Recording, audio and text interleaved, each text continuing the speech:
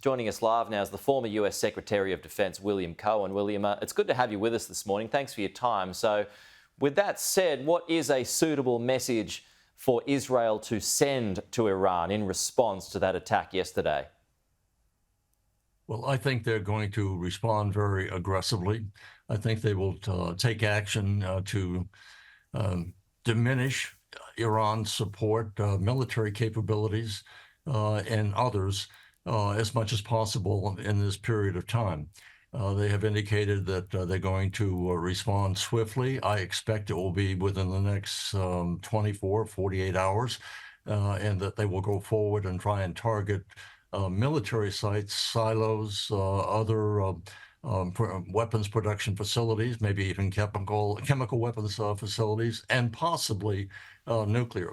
The President of the United States, President Biden, has indicated he is with Israel, but does not support attacking Iran's military capabilities as far as their production of uranium or trying to enrich the uranium to a point where they can make a weapon. So I think the Israelis will say, thank you, Mr. President, but if we have the capability, we have the opportunity, we're going to take advantage of that.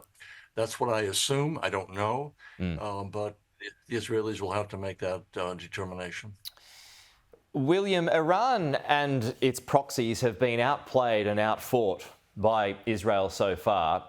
How diminished is Iran?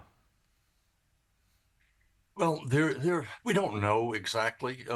Iran may be weaker than we realize. They have been operating for all of these years through their proxies, through Hezbollah, through Hamas, through Syria, and they have been very, into the Houthis in Yemen, they've been very reluctant to engage with their own forces.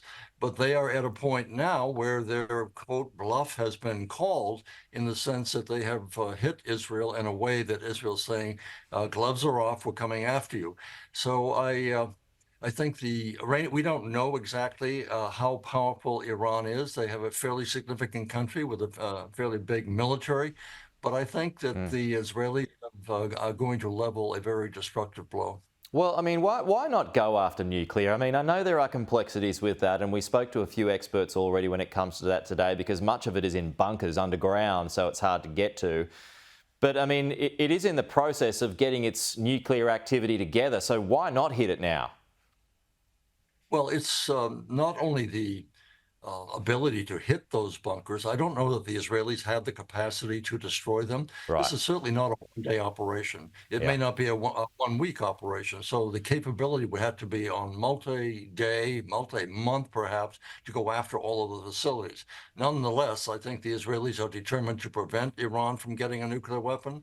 I think that President Biden said, we don't know the untoward consequences. Iran may respond in a very asymmetrical way, which will affect countries all over the world in terms of response, and hit soft targets, hit civilian areas. So we're in uncharted territory right now with Iran. And that's why I think President Biden is trying to say, okay, make your point, hit them back.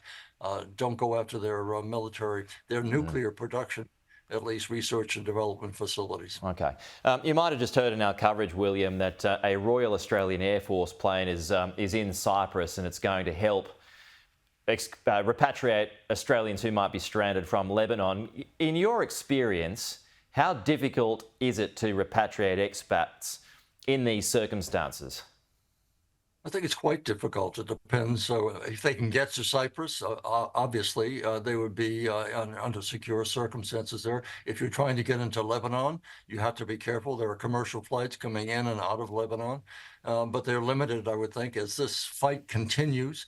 I think more commercial airlines will shut down, and so it's going to be difficult for respective governments to get their expatriates out of Lebanon.